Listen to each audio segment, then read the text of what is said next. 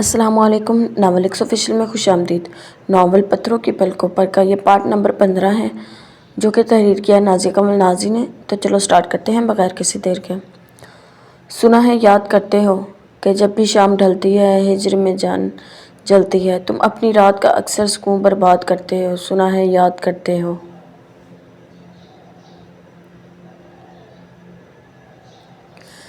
کہ جب پنچھی ٹھکانوں پر پلٹ آتے ہیں، غموں کے گیت گاتے ہیں، سنو تم لوٹ آؤ گے یہی فریاد کرتے ہیں۔ سنا ہے یاد کرتے ہیں کہ شب کو جب ستارے آسماں پر جگمگاتے ہیں، وہ بیتے پل ہمیں اکثر بہت زیادہ رلاتے ہیں۔ تم اس دم اپنی آنکھیں ہمیں آباد کرتے ہو۔ سنا ہے یاد کرتے ہو سارے ذہن میں دھول اڑ رہی تھی، اور وہ کسی تھکے ہوئے بے بس پرندے کی مانند حویلی کی اونچی دیواروں میں قید سر جھکائے رو رہی تھی۔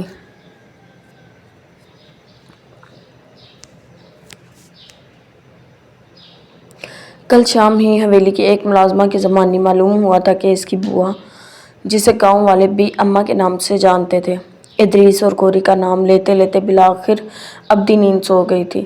پورے گاؤں میں صف ماتم بچھی تھی، مگر وہ جو بی اماں کی واحد وارث تھی، اسے اتنی سی اجازت بھی نہ تھی کہ وہ ان کا آخری دیدار کر سکتی۔ ادریس زندہ ہوتا تو کیا وہ اتنی کمزور اور بے بس ہو سکتی تھی؟ پورا گاؤں جانتا تھا وہ بہت بہادر اور جیدار لڑکی تھی۔ گاؤں میں کسی کی مجال نہیں تھی اس کی طرف آنکھ اٹھا کر دیکھ بھی لیتے۔ اس کے اچھے اور مضبوط کردار کی وجہ سے ہی سارا گاؤں اس کی بہت عزت کرتا تھا۔ دوسرا، بی اماں اور ادریس کی شخصیات بھی گاؤں والوں کے لیے پسندیدہ شخصیات تھی۔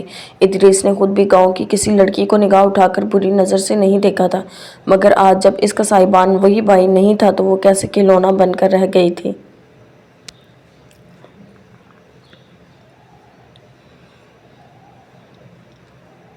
شاہد حسین اس حویلی کی اونچی دیواروں کے سپرد کر کے جیسے قطعی بے خبر ہو گیا تھا۔ وہ سارا دن کیا کرتی ہے، کھاتی پیتی بھی ہے کہ نہیں، اسے کوئی پرواہ نہیں تھی۔ ہاں، روز شام ڈھلے کسی بھی معمولی بات کو بہانہ بنا کر اسے جانوروں کی طرح پیٹنا اس نے جیسے اپنا معمول بنا لیا تھا۔ کل رات بھی اس نے بات نہ ماننے پر بہت تشدد کیا تھا اس پر، جس کی وجہ سے اس کا جوڑ جوڑ دکھ رہا تھا، مگر اب بھلا کس دکھن کی کوئی اہمیت ہی کہاں رہی تھی۔ شام ڈھلے شاہد حسین اپنے کمرے میں آیا تو اس کا موڈ بہت بے حد خراب تھا۔ گوری کچھ ہی دیر پہلے حویلی کے ڈھیر سارے جانوروں کا چارہ کاٹ کر فارغ ہوئی تھی، جبکہ اس کا دل بی اماں کی رحلت کی وجہ سے خون کے آنسو رو رہا تھا، مگر شاہد حسین کو اس بات کی پرواہ نہیں تھی۔ وہ اس سے گزرے دنوں کا حساب لینا چاہتا تھا۔ اس نے دھاڑ کر اسے آواز دی تو وہ ڈر گئی۔ وقت کیسے بدل گیا تھا۔ سارے گاؤں کو جوتی کی نوک پر رکھنے والی گوری اکیلی کیا پڑی، اسے بلند آوازوں سے بھی خوف محسوس ہونے لگا۔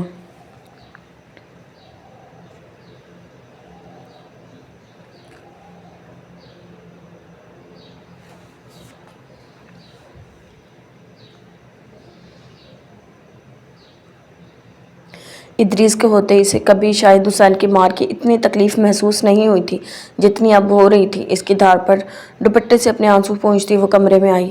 کیا ہے، کیوں چلا رہے ہو جانوروں کی طرح؟ جانوروں کی بچی، اتنی دیر سے آوازیں دے رہا ہوں تمہیں، کانوں میں روئی ٹھونس کر بیٹھی ہو کیا؟ اس کا بازو دبوچ کر جھٹکا دیتے ہوئے وہ پھر چلایا تھا۔ گوری اس کی حرکت پر پھر تڑپ اٹھی۔ بازو چھوڑ کر بات کرو۔ چھوڑنے کے لیے نہیں پکڑی۔ چل بیٹھ یہاں اور ٹانگیں دبا میری۔ اسے چرپائی کی طرف دھکیل کر اپنے کندھوں پر پڑی شال جھٹکتے ہوئے وہ خود اکڑ کر چرپائی پر بیٹھ گیا۔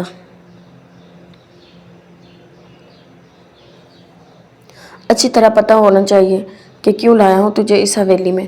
بہت اکڑ دکھا لی تو نے، اور بہت خوار ہو گیا میں۔ اب اور نہیں، آخری رشتہ بھی تو مر گیا ہے تیرا، اب کس کے پاس جائے گی، بول۔ اس کے غصے کا گراف نیچے نہیں آ رہا تھا۔ گوری کے گلے میں غم کا پھندا اڑ گیا۔ خدا اس ظلم کے لیے تجھے کبھی معاف نہیں کرے گا شاہد حسین، بہت برا انجام ہوگا تیرا۔ اوئے چپ کر، بڑی آئی کسی پیر کی پوتی۔ تیرے جیسے کمزور اور بے بس لوگ اب ایسی دعائیں ہی کر سکتے ہیں۔ چل بہت ٹر نہ کر، ٹانگیں دبا۔ اسے ڈپٹ کر چپ کرواتا وہ چرپائی پر لیٹ گیا۔ گوری ہر طرح سے خود کو بے بس تصور کرتی اس کے حکم کی تعمیل میں جٹ گئی۔ شاباش، میرا کہا مانتی رہے گی تو فائدے میں رہے گی، مگر نہ تو جانتی ہے میں غصے میں یہ بھی نہیں دیکھتا کہ ہاتھ میں کون سی چیز ہے۔ وہ مجبور اور بے بس تھی اور وہ اس کی مجبوری اور بے بسی کا فائدہ اٹھا رہا تھا۔ اس وقت شاہد حسین کے نزدیک زبردستی ہاتھ پکڑنے پر اس نے چاہا تھا کہ چلا کر شور مچائے، مگر اب شور کا کیا فائدہ ہی نہیں، کوئی فائدہ ہی نہیں تھا۔ اینٹ سیمنٹ سے بنی ان پختہ بے جان دیواروں کے پاس اس کے کسی دکھ کا کوئی مداوع نہیں تھا۔ سامان کی ماں کی طبیعت انتہائی خراب تھی اور اس کے پاس اتنے پیسے نہیں تھے کہ وہ اپنی ماں کے لیے ایک وقت کی دوا لے لیتا۔ ہنگامی طور پر گھر بار چھوڑ کر ہجرت کرنے کی وجہ سے وہ بہت سی ضروری چیزیں بھی ساتھ نہیں لا سکا تھا۔ جیب میں جو تھوڑے بہت پیسے تھے وہ بھی ختم ہو گئے تھے۔ تقدیر پہلے ہی کہاں مہربان تھی، اب نئی مصیبتوں نے گھر کا راستہ دیکھ لیا تھا۔ سائمہ کا رشتہ انہوں نے بچپن میں ہی اپنے دور پرے کے رشتہ داروں میں طے کر دیا تھا۔ اب ایسے حالات میں یہ رشتہ بھی اسے پایہ تکمیل تک پہنچتا دکھائی نہیں دیتا تھا۔ پریشانی ہی پریشان تھی اور وہ ماں کی چارپائی کے قریب بیٹھا یہ سوچ رہا تھا کہ آخر کرے تو کیا کرے۔ چھوٹے بچے کی تعلیم کا سلسلہ ختم ہو کر رہ گیا تھا، اوپر سے سائمہ اور سائقہ جو 4 پیسے روزانہ سلائی کڑھائی سے بنا لیتی تھی وہ آمدنی بھی نہ رہی۔ یہی وجہ تھی کہ نوبت فاقوں تک آ گئی تھی۔ تبھی سائمہ نے اپنے جہیز کے رکھے سونے کے چھوٹے ٹاپس بکسے سے نکال کر اسے لا تھمائی۔ یہ کیا ہے؟ وہ حیران ہوا تھا جب وہ بولی، سونے کے ٹاپس ہیں بھائی، میرے جہیز کے لیے ماں نے کب سے سنبھال کر رکھے ہوئے ہیں، مگر مجھے یہ ماں کی زندگی سے زیادہ عزیز نہیں ہے، اس لیے انہیں بیچ کر ماں کے لیے دعا اور بچوں کے لیے کچھ کھانے پینے کی چیزیں لے آئے۔ وہ حساس بھی تھی اور سمجھدار بھی۔ سامان کا دل بہن کی اس قربانی پر بھر آیا۔ میں نے کہا تھا نا سامان پرائی مصیبت مول نہ لے، مگر تو نے میری ایک نہیں سنی۔ اب دیکھ لے کتنی مصیبت دیکھنا پڑ رہی ہے تجھے۔ اس کی ماں بھی قریب ہی لیٹی تھی۔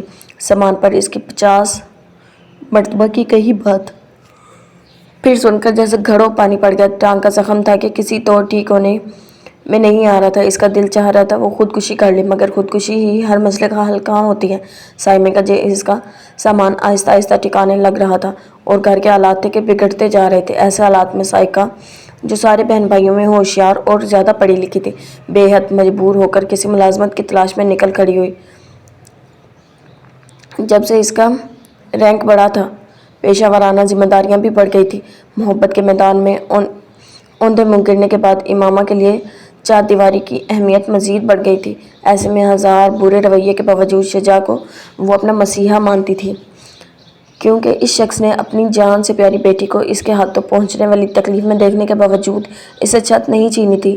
اس روز بھی وہ خاصی تاخیر سے گھر آیا تھا اور بے حد تھکن کا شکار تھا۔ امامہ کو کبھی کبھی اس شخص پر ترس آتا تھا۔ کیا زندگی تھی اس کی! کلوں کے بیل کی مانی سارے دن کام میں مصروف رہ کر جب تھک جاتا تو خود کو اپنے شاندار کمرے کی تنہائیوں کے سپرد کر دیتا۔ کوئی اس کا غمگسار نہ تھا، نہ تنہائی بانٹنے والا۔ اسے خود میں اور شجاع حسن کی زندگی میں کوئی خاص فرق نظر نہیں آتا۔ آج کل وہ اسے مخصوص توجہ کے ساتھ ٹیلی کر رہی تھی۔ گھر آنے کے بعد بھی وہ شخص اپنے کیسز میں مصروف رہتا تھا اور جب تھک جاتا تو سو جاتا تھا۔ وہ چاہ کر بھی اس کی مدد نہیں کر سکتی تھی، مگر ایک کوشش ضرور کر سکتی تھی اس کا اعتماد جیتنے کی، اور اسی سوچ کے زیر اثر اس وقت وہ اس کے کمرے میں موجود تھی۔ شجاع اس کی آمد سے قطعی بے خبر دروازے کی جانب پشت کیے بیڈ پر بیٹھا کسی تصویر کو بہت غور سے دیکھ رہا تھا۔ وہ اس کے چہرے پر اضطراب کے تاثرات واضح پڑے جا سکتے تھے، مگر وہ چونکہ اس کا چہرہ نہیں دیکھ پا رہی تھی، تب ہچکچاتے ہوئے کچھ دیر ہمت کرنے کے بعد اس نے اسے پکار لیا تھا، سر! اور وہ جو اپنے ہی خیالوں میں کھویا تھا، اس کی آواز پر چونک کر فوراً سر اٹھا گیا۔ امامہ نے دیکھا اس کی آنکھوں میں سرخی کی ہلکی سی لکیر کے ساتھ نمی بھی تھی۔ تبھی فوری طور پر وہ کچھ بول نہ سکی تو شجاع نے خود کو سنبھال لیا۔ مس امامہ، چائے لاؤں آپ کے لیے؟ نہیں۔ کیوں؟ روز تو اس ٹائم 1 کپ چائے پیتے ہیں۔ لیکن آپ کی ذمہ داری نہیں ہے، آپ صرف… جی معلوم ہے مجھے، میں آپ کی بیٹی کی صرف آیا ہوں اور کچھ نہیں۔ آپ بار بار یہ نام بھی یاد دلائیں تب بھی یاد ہی رہتا ہے، لیکن کہاں لکھا ہے کہ ایک گورننس صرف بچے کی دیکھ بھال کر سکتی ہے، چائے تک نہیں بنا سکتی؟ آج اس کا لہجہ بدلا ہوا تھا۔ شجاع چاہنے کے باوجود اسے نظر انداز نہ کر سکا۔ نہیں، ایسی کوئی بات نہیں ہے، میں اصل میں آپ پر کوئی اضافی بوجھ نہ چاہتا، کیونکہ اس گھر میں ہر کام کے لیے ملازم موجود ہیں۔ جی مجھے معلوم ہے، لیکن میں ہر کام میں ٹانگ نہیں اڑا رہی، میں صرف چائے کی اجازت لے رہی ہوں۔ شجاع کے نرم لہجے نے اس کا اعتماد بڑھایا تھا۔ اوکے لے آئیں۔ وہ اس وقت اسے بحث کے موڈ میں نہیں تھا۔ امامہ مطمئن سی واپس پلٹ گئی۔ اگلے 5 منٹ میں وہ دوبارہ کمرے میں داخل ہوئی تو شجاع کپڑے چینج کر چکا تھا۔ اس کے ہاتھ سے گرم چائے کا کپ تھامتے وہ بیڈ پر ہی بیٹھ گیا۔ جی ہاں، کھانا کھا کر تھوڑی دیر ٹی وی دیکھتی ہے، پھر میری گود میں ہی سو جاتی ہے۔ آپ سے بہت مانوس ہو گئی ہے۔ اصل میں وہ اندر سے بہت سہمی ہوئی ہے، اس لیے اس کی طبیعت میں چڑچڑاپن آ گیا ہے۔ آپ سے قبل وہ کسی آیا سے اتنی مانوس نہیں ہوئی۔ اس کی ایک وجہ شاید یہ ہے کہ وہ ادھیڑ عمر تھی، جبکہ اس کی ماں ادھیڑ عمر نہیں ہے۔ وہ آپ کے وجود شاید اپنی ماں کو تلاش کرتی ہے۔ میں نے اسی پوائنٹ کو ذہن میں رکھ کر آپ کو اپوائنٹ کیا تھا اور آپ اپنے اس تجربے میں کامیاب رہے۔ وہ بے مقصد مسکرائی تھی، جبکہ شجاع کو بھی مسکرانا پڑا۔ جی آپ کسی حد تک کہہ سکتی ہیں۔ آپ کپ خالی کر کے اس نے سائڈ پر رکھ دیا تھا۔ تبھی امامہ نے اس سے وہ سوال کیا جو وہ پچھلے کئی دنوں سے کر رہی۔ سر اگر آپ محسوس نہ کریں تو میں آپ سے ایک سوال پوچھوں؟ کتنا حیران کر رہی تھی وہ آج اسے۔ شجاع کا سر آپ اس بات میں ہل گیا۔ ہوں پوچھیں۔ سر آپ کے نزدیک میں کیسی لڑکی ہوں؟ کیا مطلب؟ میں آپ کا سوال نہیں سمجھا، وہ الجھا تھا اس بے تک کے سوال پر۔ امامہ نے اپنا سر جھکا لیا۔ میرے کہنے کا مطلب ہے آپ مجھے کیسی لڑکی سمجھتے ہیں؟ اچھی یا بری؟ نہ اچھی نہ بری۔ لیکن آپ کیوں پوچھ رہی ہیں مجھ سے؟ وہ اب بھی سمجھ نہیں پایا تھا۔ تبھی وہ رخ پھیرتے ہوئے بولی، اس لیے کیونکہ آج تک سب مجھے برا ہی سمجھتے رہے ہیں۔ میں کسی کو اچھی نہیں لگتی۔ جان سے پیاروں نے بھی بیکار بوجھ کی مانند کندھے سے اتار پھینکا ہے، لیکن میں ایسا نہیں سمجھتا مس امامہ۔ اب تھوڑی سی مشکل لڑکی ضرور ہے، مگر میں جانتا ہوں جن رشتوں سے آپ پیار کرتی ہیں مگر ان کے لیے کچھ بھی کر سکتی ہیں۔ عقل کی کمی ہو سکتی ہے آپ میں، مگر کردار کے لحاظ سے بہت مضبوط لڑکی ہیں آپ۔ آج کے دور میں ہر عورت جو نفس کی بے لگام گھوڑے کے پیچھے بھاگ کر اپنا وقار گنوا رہی ہے، آپ جیسی سیدھی سادھی بے ضرر لڑکیوں کی اہمیت اور بھی بڑھ جاتی ہے، کیونکہ عورت پردے کے ساتھ ہی اچھی لگتی ہے۔ شاید آپ ٹھیک کہہ رہے ہیں، لیکن یہاں ہر مرد کی سوچ آپ جیسی نہیں ہے۔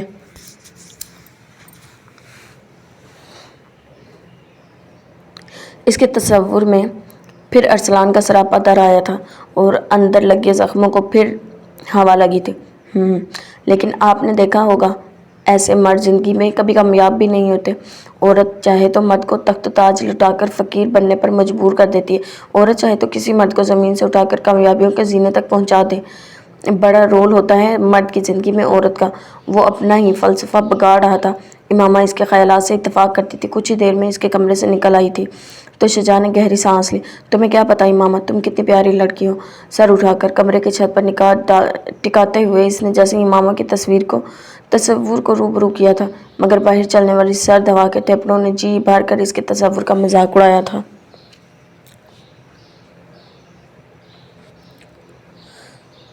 زاور میری بات سنو پلیز۔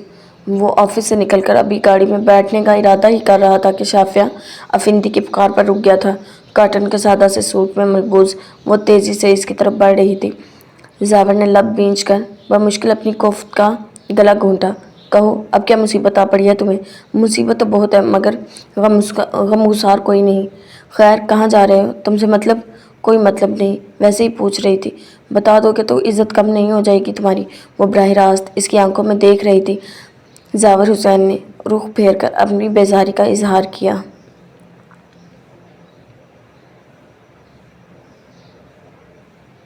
گاؤں جا رہا ہوں اپنے ایک محسن دوست سے ملنے، تم مجھے بھی ساتھ لے چلو، کچھ ضروری بات کرنی ہے تم سے۔ ہرگز نہیں، پہلے کم بھی عزت نہیں ہوا تمہاری وجہ سے، مزید مصیبت اپنے گلے ڈال لوں؟ پلیز زاور،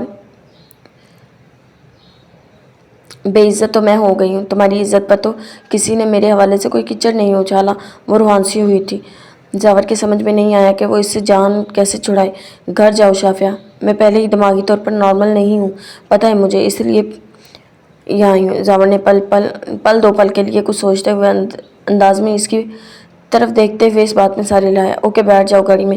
شافیہ کو لگا جیسے تحت نگاہ پھیلے صحرا میں بارش کا پہلا قطرہ ٹپک پڑا ہو۔ وہ جلدی سے گھوم کر گاڑی کی دوسری سائیڈ کی طرف آئی۔ تھینکس، जावर के गाड़ी स्टार्ट करते ही वो ममनून निगाहों से इसकी तरफ देखते हुए बोली तो वो कह रहा था, अब कहो कौन सी बहुत सारी ज़रूरी बातें शेयर करनी है तुमने, सांस तो लेने दो। वैसे तुम शादी क्यों नहीं कर रहे? मेरा ज़ाती मामला है और मेरे ख्याल से तुम्हें इसमें दखल अंदाजी करने की कोई ज़रूरत नहीं है। क्यों कोई ज़रूरत नहीं है? तुम्हारे लिए मैंने अपनी पूरी ज़िंदगी दाव पर लगा दी है, सब कुछ गंवा दिया अपना। तुम कह रही हो मुझे ज़रूरत नहीं है? मैंने नहीं कहा था तुम्हें सब कुछ गंवाने के लिए। इसके हर्ट होने पर लब भींचे हुए फौरी इसने कहा था। जवाब में शाफिया ने तल्खी से मुस्कुराते हुए अपना रुख फेर लिया। हाँ, तुम नहीं कहा था, तुम्हें ज़रूरत भी नहीं थी कुछ कहने की। मोहब्बत तुम्हारा दर्द सर थोड़ी है। मैं ऐसी मोहब्बत को नहीं मानता जो रसवाई के मखमल में लपेटी हो। तो फिर क्या करती मैं? बोलो। तुम तो सात समंदर पार जाकर बैठ गए थे, तुम्हारी तरह से मैं भाड़ में जाती। तुम्हें इस बात से कोई फ़र्क नहीं पड़ता कि मेरी ज़िंदगी के साथ क्या होने वाला है, मगर मुझे इस बात से फ़र्क पड़ता है कि मेरी ज़िंदगी किसके साथ बसर हो रही है। सिर्फ तुम्हारे लिए, तुम्हें पाने के लिए मैंने अपनी जान से प्यारी माँ को खो दिया। जावर, मेरे भाई जो अपनी जान छिड़कता था मुझ पर, अब मेरी तरफ देखता भी नहीं है, तो इसकी आंखों से नफरत की चिंगारियाँ फूट रही होती हैं और इतना डिस्टर्ब होकर रह गया कि अपनी महबूब बीवी को मामूली सी खुशी भी नहीं दे सकता। अभी एक रोज़ पहले इस डिस्टर्बेंस ने मेरी भाभी को हमेशा के लिए बांझ कर दिया है। जावेद अपनी बात मुकम्मल करते ही वो दोनों हाथों में चेहरा छुपाकर फूट फूट कर रो पड़ी थी। जावर ने गाड़ी की रफ्तार कदरे कम कर दी। ज़िंदगी में बाज़ औक़ात छोटी छोटी गलतियाँ यूं ही बड़े तूफान का पता देती हैं। करता कोई और है और बढ़ता कोई और। अगर तुम अपने माँ बाप के प्यार से महरूम हुई हो तो मोहब्बतों के ख़जाने मेरी झोली में भी नहीं है। मैंने भी बहुत कुछ खो दिया है, अपने प्यारे बाबा, अपनी बहन की खुशियाँ और सबसे बढ़कर नेक नामी। वो भी मुस्तरब था। शाफिया ने आहिस्ता से अपना सर इसके कंधे पर रख दिया। मैं समझती हूँ जावर, अपनी गलती का पूरा एहसास है मुझे। हर रोज़ खुदा से अपनी मौत की दुआ मांग कर सोती हूँ, मगर मैंने अपनी मम्मा का दिल दुखाकर इनकी जान ले ली है। इसलिए मेरी दुआएं भी अब कबूलियत का हक खो चुकी हैं। कुछ समझ में नहीं आता कि कहाँ जाऊँ। वो अब बेहद आज़ारदा थी। जावर हुसैन का दिल एक लम्हे में मोम हुआ था और इसने हाथ बढ़ाकर इसके आंसू पोंछते हुए इसे अगले ही पल अपने मजबूत हिसार में ले लिया था। बरीरा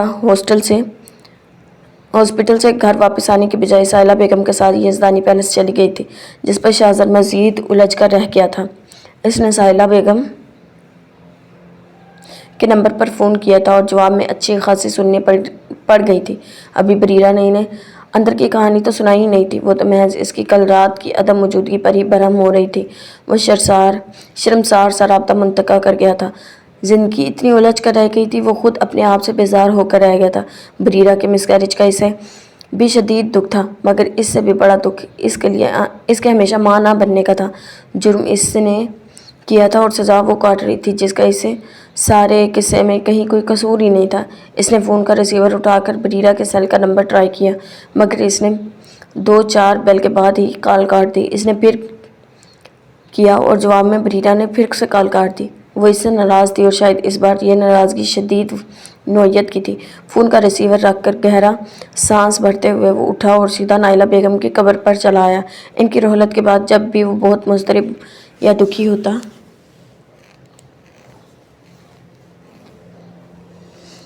इनकी कब्र पर चला आता था। वो ज़िंदा नहीं थी, मगर इसे लगता वो इसकी हर बात सुनती हैं, इसके लिए दुआ करती हैं। यही वजह थी अगले 2-4 घंटे वहाँ बैठकर कदरे सुकून समेटने के बाद जब वो उठा तो इसने अपने लिए एक बेहतर फ़ैसला कर चुका था। अयान की रिहाई हो गई थी। शाहिद हुसैन के आदमी ने इसके कहे पर अपना पर्चा, जो सामान और अयान दोनों के खिलाफ कट चुका था, वापस उठा लिया था। वो नहीं जानता था ये कैसे हुआ। इसे इस बात की खबर भी नहीं थी कि अगर गौरी की वजह से इसके घर पर मुसीबत आई है तो गौरी की वजह से इसे रिहाई भी मिली है। कल रात इसने शाहिद हुसैन के हुक्म के सामने इसकी ख्वाहिश पर सर झुका लिया था और जवाब में इसने ये इल्तिजा की थी कि वो सामान और उसके घर वालों को अपनी दुश्मनी की लिस्ट से निकाल दे। वो भी तरंग में था, लिहाजा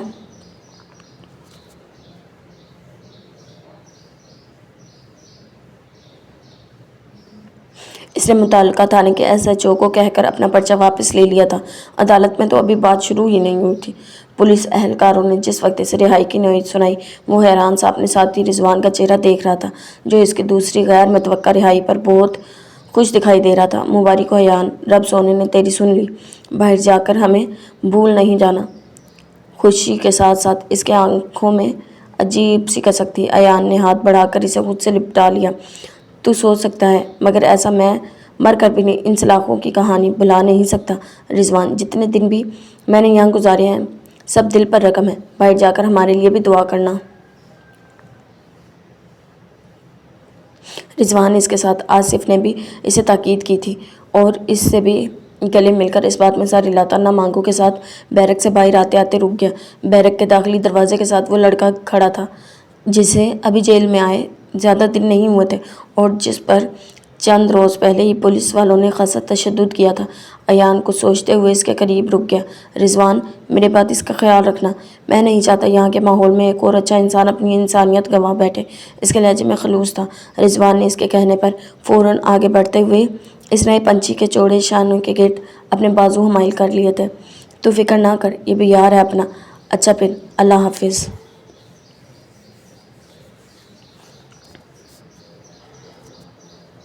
بوجھل قدموں کو اٹھاتا وہ پزمردہ سے لہجے میں اپنے ساتھیوں کو خدا حافظ کہتا ہوا اگلے ہی لمحوں میں لاک اپ سے باہر آیا۔ اس بار اس کے قدم سیدھے گاؤں سید شاہ والا کی طرف جاتے راستے پر گامزن تھے۔ اسے یہ جاننے سے کوئی دلچسپی نہ تھی کہ اس جھوٹے کیس میں پھنسانے والے نے پھر اپنا کیس واپس کیوں لے لیا، مگر اسے یہ بات جاننے میں ضرور دلچسپی تھی کہ آخر وہ لڑکی کون تھی جس نے اس کی عدم موجودگی میں اس کے گھر والوں کو انتہائی تکلیف سے دوچار کیا تھا، اور یہی کھوج اس روز اسے سید شاہ والا کی طرف لے آئی۔ بی اماں کی اچانک رحلت نے انزلہ کو شدید صدمے سے دوچار کیا تھا۔ پہلے ہی ادریس اور گوری کی اچانک گمشدگی نے اسے پریشان کیے ہوئے تھا اور اس پر ان دونوں کے غم میں تڑپتی بی اماں بھی ہمیشہ کی ابدی نیند سو گئی تھی۔ ان کا 40واں ہو چکا تھا مگر وہ تاحال ادریس اور گوری کا کوئی پتہ نہیں لگا سکی تھی۔ چند روز پہلے علاقے کی ڈی ایس پی نے اسے طلب کیا تھا اور ساول شاہ کے خلاف اس کی شکایت سنی تھی مگر کوئی عمل دیکھنے میں نہیں آیا تھا۔ اس کی پہنچ واقعی اوپر تک تھی، پھر وہ کوئی ثبوت بھی پیش نہیں کر سکی تھی اس کے خلاف۔ یہی وجہ تھی کہ وہ آزاد پھر رہا تھا۔ اس روز بھی ابھی قبرستان میں بی اماں کی قبر پر جانے کا قصد کر ہی رہی تھی جب اچانک ساول شاہ کا کوئی چمچہ دھول اڑاتی گاڑی میں سوار اس کے راستے میں آ کر رک گیا۔ چلو انزلہ بی بی، ہم چھوڑ آتے ہیں۔ انزلہ کی آنکھیں حیرانی سے اوپر ہو گئی تھی۔ اسے گمان ہی نہیں تھا کہ ساول شاہ کوئی چمچہ سر راہ کبھی سے بھی چھیڑ سکتا ہے۔ اپنی اوقات میں رہو، تنفر سے کہہ کر وہ آگے بڑھنے لگی جب وہ بے ڈھنگا سا شخص گاڑی سے اتر کر اس کے سامنے کھڑا ہو گیا۔ اپنی اوقات میں رہ کر ہی بات کر رہا ہوں۔ یہ تم ہو جو اپنی اوقات سے باہر بھولتی جا رہی ہو اور استاد پر وار کرتی پھر رہی ہو۔ بھلا گیدڑوں کی بھبکیوں سے بھی کوئی شیر ڈرتے ہیں؟ سنسان راستے میں اس کی راہ روکے کھڑا وہ شخص مسکرا رہا تھا۔ انزلہ کو پہلی بار اپنے عورت ہونے کا احساس ہوا۔ بکواس بند کرو اپنی اور راستہ چھوڑو میرا۔ اس کے مزاج کی طرح موسم کے تیور بھی بگڑتے جا رہے تھے۔ یوں لگتا تھا جیسے کسی بھی پل بادل برسیں گے اور گاؤں کے کچے راستے بارش کے پانی سے جل تھل ہو جائیں گے۔ ساول شاہ کے چمچے نے اس کی دھاڑ پر اپنی قدم مزید آگے بڑھا دیے تھے۔ راستہ نہ چھوڑوں تو کیا کر لو گی تم؟ مرد کے شیطان بننے میں کبھی دیر نہیں لگتی۔ انزلہ نے بے ساختہ اپنے قدم پیچھے ہٹائے تھے اور ٹھٹک گئی تھی کیونکہ اس کے پیچھے ہی کچھ فاصلے پر ساول شاہ کھڑا تھا جس کی آنکھوں میں اس لمحے جیسے جل ہی رہی تھی۔ استاد! اس کے کارندے کے وہم و گمان میں بھی نہیں تھا کہ وہ کہیں آس پاس ہی ہوگا۔ تبھی اچانک اسے اپنے سامنے دیکھ کر وہ خوف زدہ ہو گیا تھا۔ جواب میں ساول نے پے در پے تھپڑوں سے اس کا چہرہ سرخ کر دیا تھا۔ اس کی آنکھیں جیسے قہر برسا رہی تھی۔ جرأت کیسی ہوئی تمہیں انزلہ کی راہ روکنے کی؟ کیسے غلط نگاہ ڈالی تم نے اس پر؟ بولو۔ وہ اسے بے دردی سے پیٹ رہا تھا اور ادھر بارش شروع ہو چکی تھی۔ منع کیا تھا نا میں نے، کوئی میلی نگاہ سے اسے نہیں دیکھے گا۔ پھر کیسے ہمت کی تم نے؟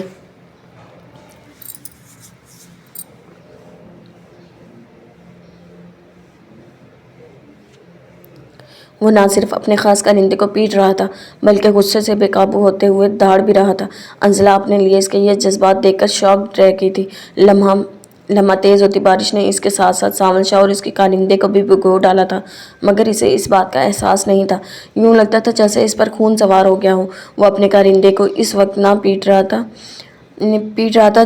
جب تک انزلہ نے چلا کر اسے اقدام سے روکا نہیں تھا۔ اپنے چمچے کے الٹے پاؤں بھاگ جانے کے بعد وہ اس کی طرف پلٹا۔ تمہیں گاؤں میں لوڑ لوڑ پھرنے کے علاوہ اور کوئی کام نہیں؟ اس کی دھاڑ پر شیر جیسی گرج تھی۔ وہ 2 قدم مزید پیچھے ہٹ گئی۔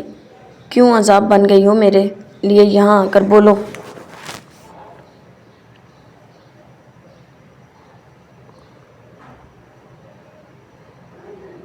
اس بار اس کے دونوں کندھوں کو جھنجھوڑتے ہوئے اس نے اچھا خاصا جھٹکا دیا تھا۔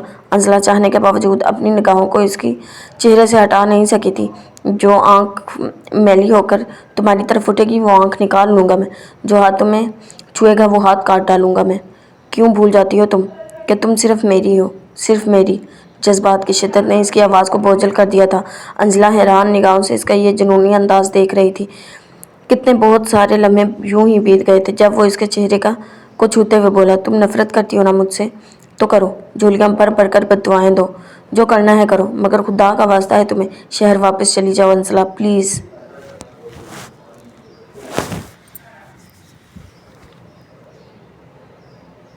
ٹھیک ہے، کر لو جو کر۔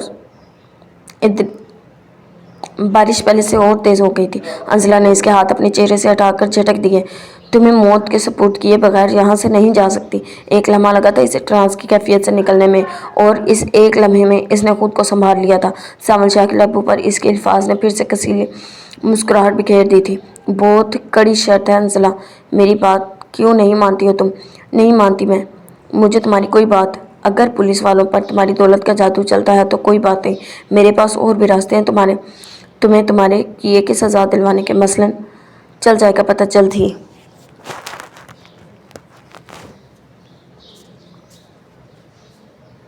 ٹھیک ہے، کر لو جو کر سکتی ہو، مگر پلیز صبح و شام ادھر ادھر پھر کر خون مت جلایا کرو میرا۔ اتنا تو کہا مان سکتی ہو نا؟ وہ اب نارمل ہو چکا تھا۔ انزلہ سرسری سی نگاہ اسے دیکھتی رخ پھیر گئی۔ اگر واقعی تمہیں میری عزت کا اتنا خیال ہے تو سچ سچ بتا کیوں نہیں دیتے کہ ادریس اور گوری کہاں ہیں؟ اگر بتا دوں گا تو تم یہ سارے فضول کام چھوڑ دو گی؟ پتہ نہیں، پھر تو یہ بے ایمانی ہے انزلہ۔ جانے ان لمحوں کا اثر تھا یا موسم کا وہ نثار ہو رہا تھا۔ ادھر انزلہ کے لیے مشکل بڑھتی جا رہی تھی۔ مجھے ادریس اور گوری کا پتہ چاہیے۔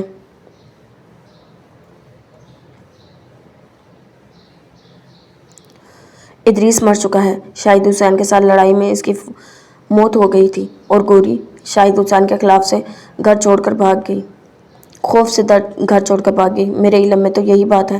وہ اس سے کچھ چھپا کر مطمئن بھی نہیں رہ سکتا تھا، اور صاف ساری بات بتا بھی نہیں سکتا تھا، اسے دکھی بھی نہیں کر سکتا۔ تب یہ آدھے سچ اور آدھے جھوٹ سے کام چلا لیا۔ مگر انزلہ کی سماعتیں جیسے ادریس کی موت کا سن کر فریز ہو گئی تھی۔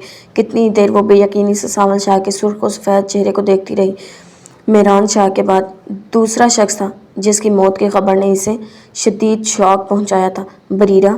وہ نیند کی گولیاں لے کر ابھی سونا ہی چاہتی تھی کہ شاہزر کی پکار نے اسے چونکا دیا۔ پورے 15 دن کے بعد تکے تکے سے حلیے میں وہ اس کے ساتھ اور اس کے سامنے تھا۔ سائلہ بیگم اور شافیہ کے ساتھ ساتھ ساحل کی بیوی بھی اس وقت گھر پر نہیں تھی۔ تب ہی جذب ہوتی وہ اسے کلام ہوئی تھی۔ السلام علیکم۔ وعلیکم السلام، کیسی ہو تم؟ پتہ نہیں۔ اس کے صوفے پر بیٹھنے کے بعد نگاہوں کا رخ پھیرے وہ اس نے بمشکل اپنے آنسوؤں کو جھلکنے سے روکا تھا۔ لیکن مجھے تمہارے ساتھ کہیں نہیں جانا۔ کیوں نہیں جانا؟ مجھے تمہارے دکھ، تمہاری اذیت کا احساس ہے بریرہ، لیکن ہم مجبور ہیں۔ انوشا رحمان کی محبت آپ کو کسی اور کے درد کا احساس کرنے کی اجازت نہیں دیتی، یہی کہنا چاہتے ہیں نا آپ؟ وہ تلخ ہوئی تھی۔ شاہزر لب بھینچ کر ضبط کی کوشش کرتا اپنے چہرے کا رخ پھیر گیا تھا۔ نہیں کرتا میں اس سے محبت، کتنی بار وضاحت دوں تمہیں؟ اس سے محبت کرتا تو آج میری وجہ سے وہ موت کے دوراہے پر نہ کھڑی ہوتی۔ تم نہیں جانتی بریرہ کہ صرف میری وجہ سے وہ کتنی اذیت میں ہے۔ بہت برا کیا ہے میں نے اس کے ساتھ۔ اور میرے ساتھ؟ کیا میرے ساتھ بہت اچھا کیا ہے تم نے؟ شاید نہیں، لیکن تم تو میری اپنی ہو بریرہ، میری ہر سکھ دکھ کی ساتھی۔ اگر ان حالات میں تم بھی مجھے بے آسرا چھوڑ دو گی تو بتاؤ میں کہاں جاؤں گا؟ وہ اس کے تلخ سوال پر بہت شائستگی سے بولا تھا۔ بریرہ کے آنسو اس بار اس کی پلکوں کی باڑ توڑ کر گالوں پر بہہ رہے تھے۔ قصور تمہارا نہیں ہے شاہزر، قصور میرے دل کا ہے۔ تم کتنا بھی برا کر لو میرے ساتھ، مگر یہ دل تم سے محبت کرنے سے باز نہیں آئے گا۔ پتہ نہیں کیوں شدید دکھی ہو کر بھی میں تمہیں کسی اذیت میں مبتلا نہیں دیکھ سکتی، تمہارے معاملے میں اپنے دل سے نہیں جی سکتی۔ شاہزر پتہ نہیں کیوں وہ رو رہی تھی، اور شاہزر کا دل جیسے کسی نے مٹھی میں جکڑ لیا تھا۔ بہت شرمندہ ہوں میں تم سے بریرہ، پلیز مجھے معاف کر دو پلیز۔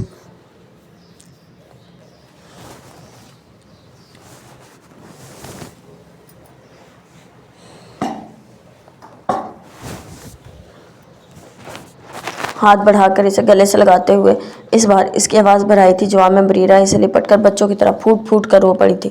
اس بار تم نے میرا بہت بڑا نقصان کر دیا ہے شہزاد، صرف تمہاری وجہ سے ڈپریس ہو کر بے دہانی میں سیڑھیوں سے گری اور قدرت نے ہمیشہ ہمیشہ کے لیے مجھ سے ماں بننے کا حسین اعزاز چھین لیا۔ وہ اب گلہ کر رہی تھی مگر شہزاد کے پاس اپنے دفاع میں کہنے کے لیے کچھ بھی نہیں تھا۔ وہ بس اس سے معافی مانگ رہا تھا۔ میں نے سوچ لیا بریرہ، اب ہم یہاں نہیں رہیں گے، یہاں سے کہیں دور چلے جائیں گے جہاں کوئی دکھ ہمارا تعقب کرنے والا نہ ہو۔ تم چلو گی نا میرے ساتھ؟ ہاں۔ وہ انکار کرنے کی پوزیشن میں نہیں تھی۔ زندگی میں بعض اوقات انسان کا اپنا دل اس سے جنگ کے لیے مقابل آ جاتا ہے اور دل سے جنگ کرنے کا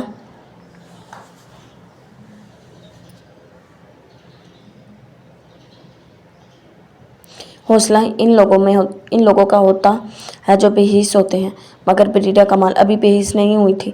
اس کا دل اب بھی شہزاد کی مٹھی میں دھڑکتا تھا۔ یہی وجہ تھی کہ تہی دامن ہو کر بھی وہ اس کے ساتھ سائلہ بیگم کی مخالفت کے باوجود سڈنی چلی آئی تھی۔ ایان پچھلے 1.5 ماہ سے سید شاہ والا میں گوری نامی لڑکی کی تلاش کے لیے خوار ہو رہا تھا۔ جب اس روز اس کی ملاقات انزلہ سے ہوئی، وہ زیر تعمیر اسکول کی عمارت کا جائزہ لے رہی تھی، تبھی وہ چہرے سے پسینہ پوچھتا اس کے قریب چلا آیا۔ السلام علیکم۔ وعلیکم السلام۔ ایک قطعی اجنبی نوجوان کو خود سے ہم کلام ہوتا دیکھ کر وہ حیران ہوئی تھی۔ جب وہ بولا، میرا نام ایان ہے، یہاں گاؤں سے کچھ ہی فاصلے میں ایک چھوٹا سا قصبہ ہے، وہیں رہتا ہوں۔ آپ سے کچھ مدد چاہیے تھی۔ کیسی مدد؟ اسی گاؤں کی ایک لڑکی گوری کے بارے میں جاننا چاہتا ہوں۔ گوری کے بارے میں؟ مگر وہ تو خیر کیا جاننا چاہتے ہو؟ چھنو اس وقت اس کے ساتھ ہی تھی اور اس نے زمان والی بات حرف بہ حرف اس کے گوشے گزار کر رکھی تھی، اس لیے وہ اس کی طرف متوجہ ہوئی تھی۔ چھنو کی نگاہوں میں بھی اس کے لیے تجسس تھا۔ تبھی وہ بولا، ہم کہیں چھاؤں میں بیٹھ کر بات کر سکتے ہیں؟ کیوں نہیں، یہ سامنے ہی گھنے درخت میں وہ کرسیاں رکھی ہیں، میں نے آئیے۔ ادریس کی وفات کا سن کر وہ پچھلے کئی دنوں سے بہت مضطرب تھی، اس لیے ایان کو نظر انداز نہ کر سکی۔ ایان گھنے درختوں کے نیچے کرسی پر بیٹھا تھا۔ اس کے آواز ٹھکانے پر آئے اور اس نے اپنی تمام تر روداد انزلہ کے گوشے گزار کر دی۔ بس اس لڑکی کی وجہ سے میرے گھر والوں کے ساتھ بہت برا ہوا ہے، اسی لیے میں اس تک پہنچنا چاہتا ہوں۔ اپنی روداد کے اختتام پر گہری سانس بھرتے ہوئے اس نے انزلہ سے کہا تھا، جب وہ اس سے افسوس کا اظہار کرتے ہوئے بولی، آپ کا دکھ اور غصہ اپنی جگہ بجا ہے، مگر وہ لڑکی شاید آپ کو مزید خواری کے بعد بھی یہاں نہ ملے، کیونکہ یہاں کے چودھری نے اس بیچاری کا سارا گھرانہ اجاڑ کر رکھ دیا ہے۔ پچھلے 2 ماہ سے اس کا کوئی اتا پتہ نہیں ہے کہ وہ کہاں گئی، اور یہ بھی نہیں پتا کہ آپ کے بھائی پر فائر کرنے والا وہ کون لوگ تھے، کیونکہ جہاں تک مجھے بتایا گیا ہے اس کے مطابق تو اس کا شوہر بھی اس کی تلاش میں ہے۔ تو پھر میں چلتا ہوں۔ اگر کبھی وہ لڑکی یہاں آئے تو آپ پلیز مجھے اس سے متعلق ضرور کر دیجیے گا، وہی بتا سکتی ہے کہ میرے گھر والے کہاں ہیں اور کس حال میں ہیں۔ اگلے ہی پل کھڑے ہوتے ہوئے وہ بولا تھا جب سامل شاہ کا منشی اس کی جیب میں ان کے قریب سے گزر گیا۔ یہ سامل شاہ کا منشی تھا نا؟ ایان کی سرسری سی نگاہ اس پر پڑی تھی اور اس نے رک کر پلٹتے ہوئے انزلہ سے پوچھ لیا تھا، ہاں، لیکن آپ اسے کیسے جانتے ہیں؟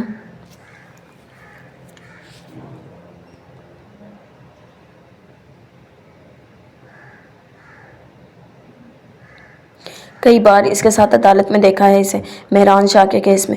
مہران شاہ کے کیس میں؟ وہ حیران ہوئی تھی جب وہ بولا، ہاں، مہران شاہ کے کیس میں۔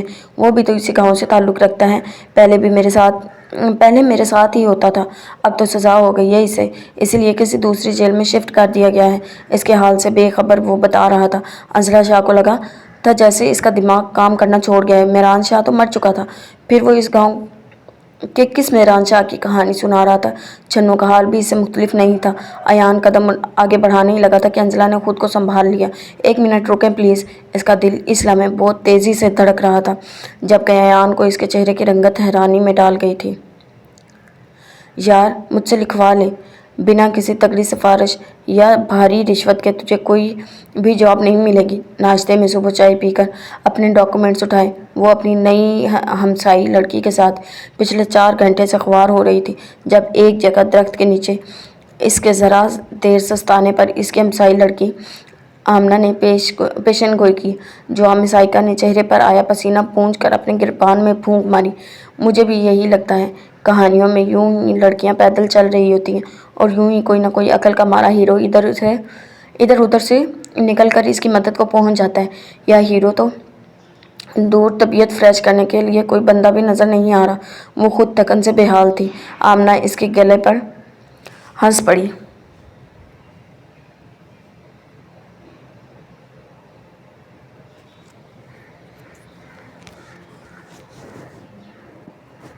بندہ کیا کرنا ہے یار، اصل میں آج کل لوگ ہمارے جیسا غریب غربا مجبوروں کی بیڑیوں میں جکڑے بے بس لوگ سے دور بھاگتے ہیں۔ اب وہ ترس کھانے اور ہمدردی جتانے کے زمانے گئے۔ اب جاب بھی انہی لڑکیوں کو ملتی ہے جو اپنے مالکوں کو ترسی ہوئی نگاہوں سے دیکھنے کی بجائے یہ سگنل دیتے نظر آتے ہیں کہ بھائی نوکری دینی ہے تو دو، ورنہ ہمیں بھی کوئی ایسی مصیبت نہیں پڑی کہ فضول میں ٹائم ضائع کریں۔ آمنہ کا تجربہ اس سے زیادہ تھا۔ سائیکہ تائیدی انداز میں سر ہلا گئی۔ چل آخری کوشش کر لیتے ہیں۔ سنا ہے سلائی سینٹر والوں کے کچھ ایسے ورکرز کی ضرورت ہے جو ان کے آرڈر پر ان کی ہدایت کے مطابق فوری مال تیار کر دیں۔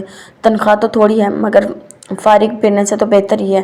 اپنے گھریلو حالات کو مد نظر رکھتے ہوئے اس نے کہا تھا، اور اس روز بالآخر وہ کامیاب گھر لوٹی تھی، کیونکہ سلائی والے کارخانے میں اسے اور آمنہ دونوں کو 3,000 روپے پر جاب مل گئی تھی۔ صبح 7 بجے سے لے کر شام 9 بجے تک 15 گھنٹے کی ڈیوٹی، سخت ترین ڈیوٹی میں اسے قبول تھی۔ اس وقت ایک ایک روپیہ اس کے لیے اہمیت کا حامل تھا۔ سائمہ کے جہیز کے اب مزید ایسی کوئی چیز ان کے پاس نہیں تھی کہ وہ جسے فروخت کر کے اس کے گھر کا نظام چلا سکتے۔ اوپر سے سامان کی ٹانگ کا زخم بھی مناسب علاج اور دیکھ بھال نہ ہونے کی وجہ سے بگڑتا جا رہا تھا۔ گھر میں داخل ہونے کے بعد سکون کے ایک لمحے کو ترس کر رہ جاتی۔ بھائی کی بے روزگاری اور معذوری، ماں کی بیماری، چھوٹے بہن بھائیوں کی بھوک سے ہوتی جنگ اور بہن کی آنکھوں کے دم توڑتے خواب اسے تھکن سے چور ہونے کے باوجود رات میں دیر تک سونے نہیں دیتے تھے۔ سائمہ نے ان کٹھن حالات میں اس کا ساتھ دینے کے لیے اپنے جہیز کی سلائی مشین سنبھال لی تھی، اور اب 4-5 ماہ کے بعد ان کے حالات قدرے معمول پر آ گئے تھے۔ زخم زیادہ بگڑ جانے کے سبب سامان کو اپنی ٹانگ مجبوراً کاٹنی پڑی تھی، اور اسی غم نے بھی پھر اس کی ماں کو بستر سے اٹھنے نہیں دیا۔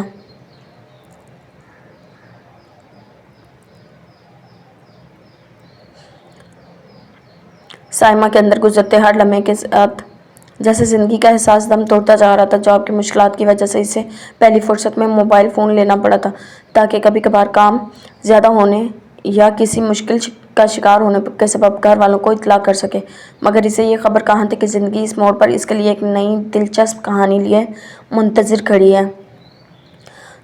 تو کسی در پر گیا ہو تو خبر ہو تجھ کو، کس قدر کار اذیت ہے سوالی ہونا۔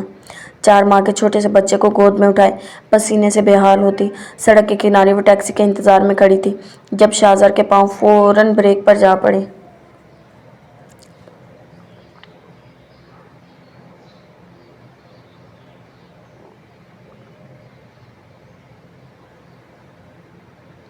پچھلے 4 ماہ جو وہ بریرہ کے ساتھ دیار غیر میں گزار کر آیا تھا، جیسے اسے ایک پل میں غارت ہو گئے تھے۔ وہ جو یہ طے کر کے بیٹھا تھا اب کبھی انوشا کو بریرہ کے مقابل لا کر اسے دکھی نہیں کرے گا، اس ایک لمحے میں اپنے اس ارادے سے بے خبر ہو بیٹھا تھا۔ انوشا کے بازوؤں میں چھوٹا سا بچہ دیکھ کر اس کا دل بہت تیزی سے دھڑکا تھا، جبکہ بریرہ اور شافیہ اس کے یوں اچانک بریک لگانے پر حیران تھی۔ کیا ہوا شاہزار؟ بریرہ جو اس کے پہلو میں فرنٹ سیٹ پر بیٹھی تھی، اس کی نگاہ ابھی انوشا پر نہیں گئی تھی۔ شاہزار نے اس کے سوال پر چونک کر اس کی طرف دیکھتے ہوئے آہستہ سے نفی میں سر ہلایا، تاہم شافیہ کی نگاہ انوشا پر پڑ چکی تھی۔ تبھی اپنی سائیڈ کا دروازہ کھول کر وہ گاڑی سے باہر نکل آئے۔ انوشا آپ یہاں؟ چند قدم کا فاصلہ طے کر کے وہ انوشا تک پہنچی تھی۔ بریرہ کا دل ایک مرتبہ پھر سکڑ کر رہ گیا تھا۔ انوشا نے شافیہ کی پکار پر فوراً رخ اس کی طرف پھیرا تھا اور پھر قدرے تامل کرتی ہوئی بولی، ہاں وہ میں اپنے بیبی کو ڈاکٹر کے پاس لائی تھی، کل رات سے بہت تیز بخار تھا اسے۔ ارے آپ مما بھی بن گئی اور ہمیں خبر تک نہیں ہوئی، ذرا دکھائے تو ہمارا بیبی کیسا ہے؟ وہ ساری حقیقت سے باخبر تھی۔ تبھی خوشی کا اظہار کرتے ہوئے اس نے بچے کو انوشا کی بازوؤں سے اچک لیا تھا۔ بہت پیارا ہے، اللہ نظر بد سے بچائے۔ یہاں دھوپ میں کیوں کھڑی ہیں؟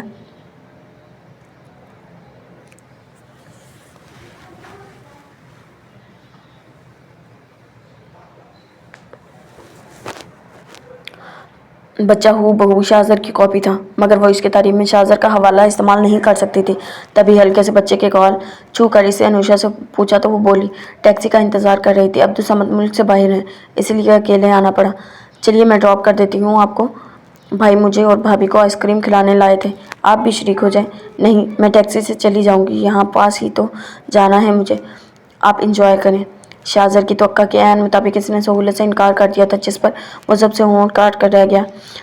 जान पहले ही सुकून में नहीं थी और इस नई इत्तफाकी मतभेड़ और बेचैन करके रख गया था। शाम को अब बाद इसे मिलने आया तो वो इसके सामने रो पड़ा।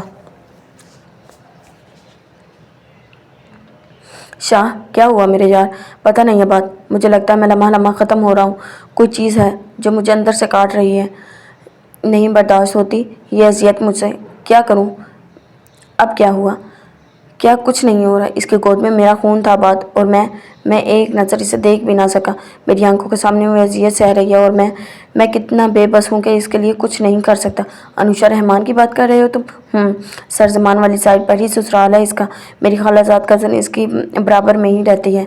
अभी पिछले एतवार में इधर गया तो काफ़ी कुछ बता रही थी वो इसके बारे में। पिछले 4-5 माह तो इसका पता ही नहीं था कि वो कहाँ रही है। कज़न बता रही थी कि इसका शोहर पराई औरतों के चक्कर में पड़कर बहुत जुल्म करता है इस पर। आबाद बता रहा था इसका दिल कट कर रह गया था। इसे इस हाल में छोड़ दो शाहज़र, यही बेहतर होगा तुम्हारे लिए भी और इसके लिए भी। वैसे भी तुम इससे मोहब्बत तो करते नहीं हो, सिर्फ हमदर्दी ही है और मैं नहीं चाहता कि ये हमदर्दी तुम्हें महंगी पड़े। इसे तसल्ली देते हुए वो समझा रहा था। शाहज़र ने गहरी सांस खारिज करते हुए आहिस्ता से रुख फेर लिया। साहिला बेगम अपने बेटे और बहू के साथ दायरे गैर शिफ्ट होने को पर तोल रही थी, क्योंकि सदफ बेगम ने जमाल साहब और ज़ैनब बेगम को अपने पास बुला लिया था। लिहाजा वो पीछे क्यों रहती? सदफ बेगम को अनुषा की ज़िंदगी के बारे में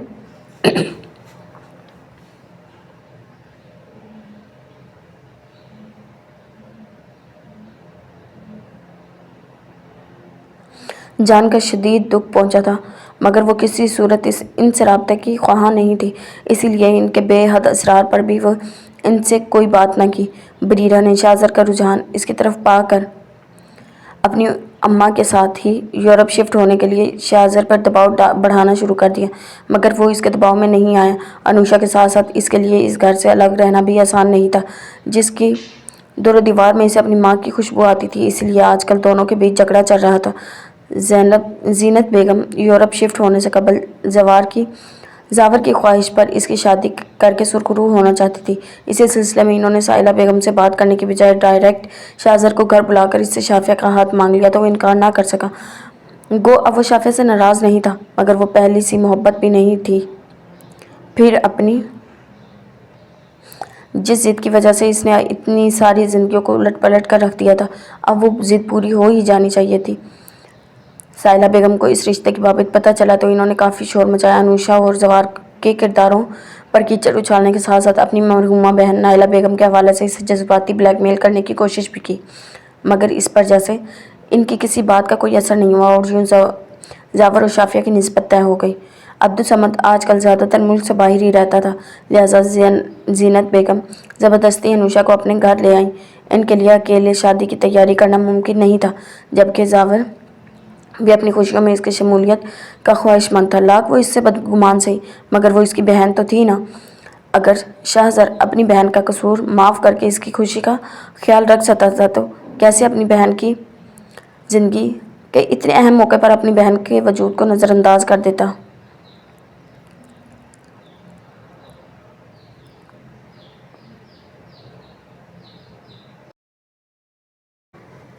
ये सब चूँकि एमरजेंसी में हो रहा था, लिहाजा इसे इदरीस के गांव जाकर इसे नौयत इनवाइट करने का मौका ही ना मिला। मसरूफियत इतनी थी कि वो हद थी। रोज़ मेहंदी का फंक्शन था। शाहज़र ने अगली पिछली सारी कसर निकालते हुए घर को दुल्हन की तरह सजा दिया था। सदर बेगम पल पल फ़ोन पर ज़ीनत बेगम और ज़ावर से रब्ता रखे हुए थी। इधर साहिला बेगम ने इस शादी का मुकम्मल बॉयकॉट कर रखा था। अपने किसी बच्चे को शादी में शमूलियत की इजाज़त नहीं दी थी। सिर्फ बरीरा शाहज़र के साथ थी, और वो भी मजबूरी में कि शाहज़र की नाराज़गी से किसी तौर गवारा नहीं थी। ब्लैक डिनर सूट में नफासत से तैयार वो नज़र लग जाने की हद तक खूबसूरत दिखाई दे रहा था, जबकि बरीरा ने भी इसकी मुनासिबत से ब्लैक शिफॉन के कपड़े नाजुक कढ़ाई वाले सूट का इंतखाब करके इसकी ज़ہا سے اپنی محبت کی انتہا ثابت کر دی تھی۔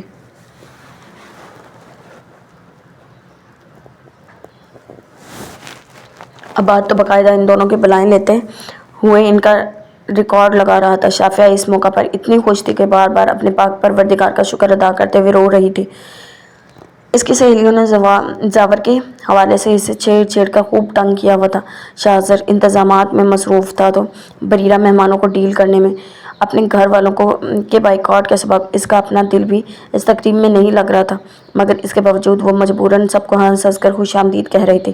لڑکے والوں کی طرف سے مہندی آ چکی تھی۔ شاہزر جو اپنے کاموں میں الجھا ہوا تھا، مہندی کی آمد کا سن کے بے قرار ہو گیا تھا۔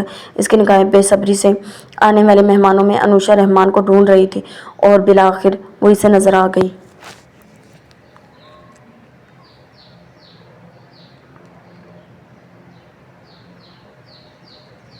ڈارک بلو کلر کے سوٹ سے سادہ سے سوٹ میں ملبوس مہمانوں کے بیچ خاموشی سے کھڑی وہ حقیقی معنوں میں مسرور کر رہی تھی۔